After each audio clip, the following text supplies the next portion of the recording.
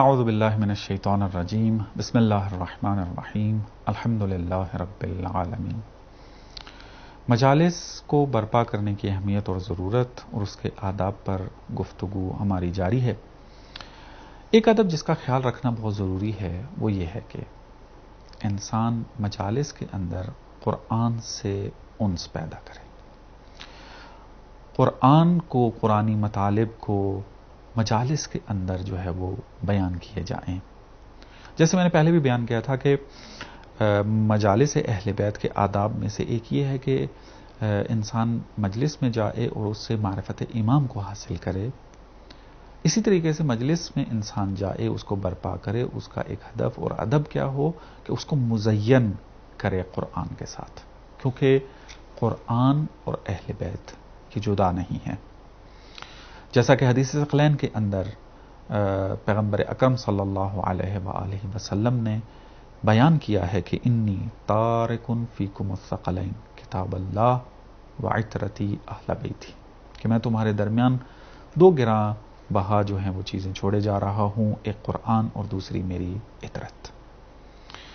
اور پھر آگے بیان کیا فَإِنَّهُمَا لَن يَفْتَرِقَا حَتَّى يَرِدَ عَلَيَّ الْحَوْض، اور یہ ایک دوسرے سے جدا نہیں ہوں گے کبھی بھی یہاں تک کہ وہ حوض کوثر مجھ تک پہنچ جائیں۔ اسی طریقے سے ایک اور حدیث میں ارشاد ہو رہا ہے ہم مع القرآن والقرآن معہم، اہل بیت قرآن کے ساتھ ہیں اور قرآن اہل بیت کے ساتھ ہے۔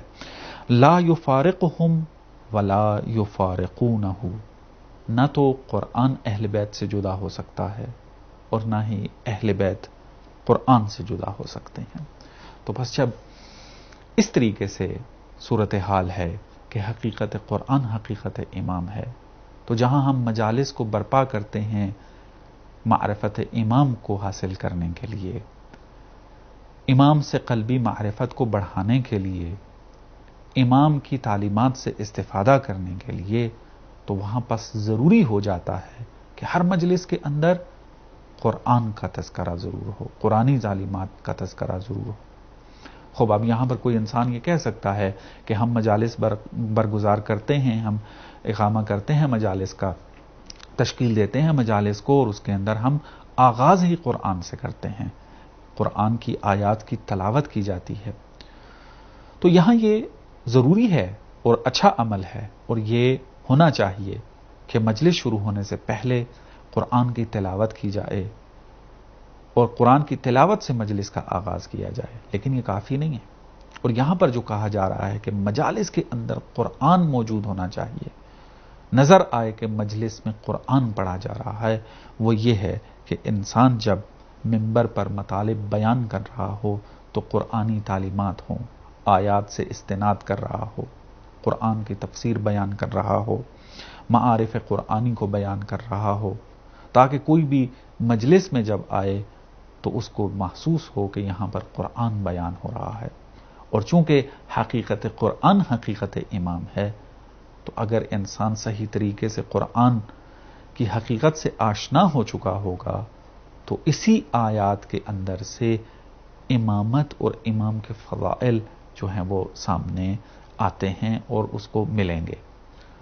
مشکل یہ ہوتی ہے کہ ہم چونکہ قرآن پڑھتے نہیں ہیں، یعنی جو منبر پر آ رہے ہیں قرآن سے انس نہیں رکھتے ہیں، وہ یہ سمجھتے ہیں کہ اگر آیات قرآن بیان کی، اس کی تفسیر بیان کی، وہ مطالب بیان کی، تو یہ فضائل اہل بیت بیان نہیں ہو رہے ہوں گے۔ چونکہ مجالس جو ہے اس کے اندر اہل بیت کے فضائل بیان کیے جاتے ہیں، بس قرآن کو دوسرے درسوں کے لیے رکھا جائے، مجلس کے لیے نہیں۔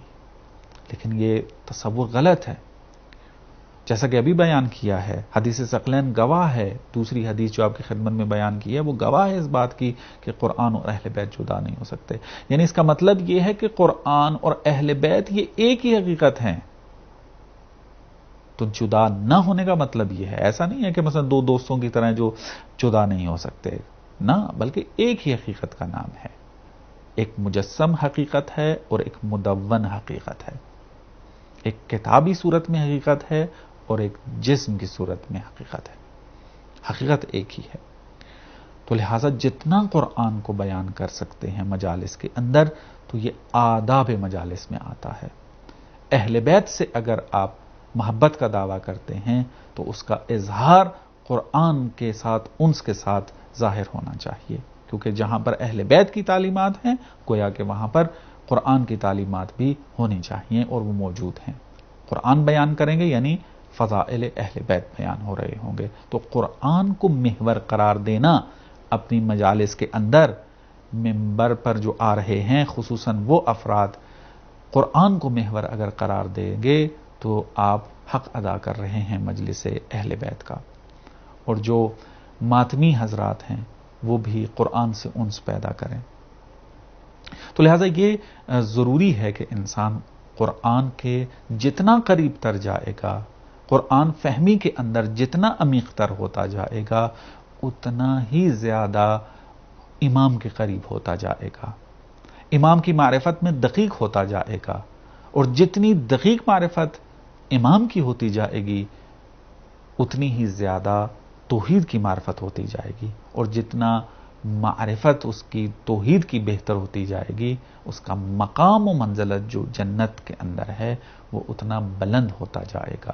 معمولاً ہم دعا کرتے ہیں کہ خدایا ہمیں جنت کے اندر جوار معصومین میں جگہ عطا فرما، تو یہ معرفت سے ہونا ہے. جتنی معرفت بلند کریں گے اتنا زیادہ جو ہے مقام ملے گا اور انسان آئمہ کے جوار میں آ سکتا ہے. تو معرفت کی بلندی کے اندر قرآن اہم ترین کردار ادا کرتا ہے چونکہ کلام الہی ہے. امام کی معرفت جس طریقے سے قرآن نے بیان کی ہے کوئی اور بیان نہیں کر سکتا، چونکہ کلام الہی ہے، معصوم ہے، وحی الہی ہے. تو لہٰذا ایک چیز جس کا خیال رکھنا ہماری مجالس کے اندر ضروری ہے وہ قرآن ہے.